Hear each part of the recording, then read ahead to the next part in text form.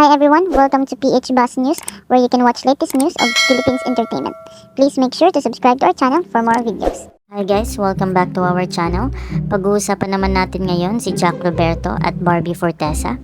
Napag-usapan nga natin sa ating previous vlog si Jack Roberto at Barbie. Napag-usapan nga natin na very supportive si Jack sa kanyang long-time partner na si Barbie at ganun din si Barbie sa kanya.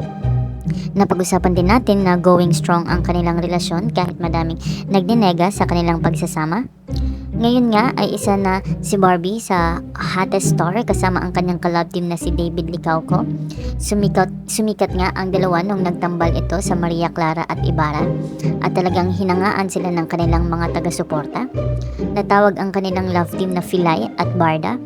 Naging sunod-sunod nga ang project ng dalawa, isa na rito ang kanilang teleseryeng Maging Sino Ka Man at ang movie nila na That Kind of Love na mapapanood na this year at sana ay suportaan natin ito.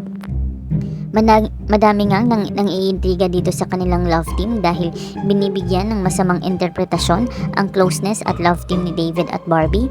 Nabanggit nga natin sa ating previous vlog tungkol sa topic na ito na full support ang real-time boyfriend ng Barbie na si Jack Roberto sa karir ng dalaga at sa love team nila ni David. Meron pang biro si Jack na anti-selos class, ngunit di rin mapigilan ni Jack na masaktan para sa kanyang nobyang si Barbie na nababash dahil pinipersonal di umano ng mga tao ang mga nangyayari. Ang sabi ni Jack, "Nalulungkot lang po kasi may mga comments na parang pinipersonal na, minsan nakakapagsabit na ng hindi magandang salita. Nalulungkot lang ako sa iba na sana maintindihan nila yung trabaho tsaka sa personal na buhay."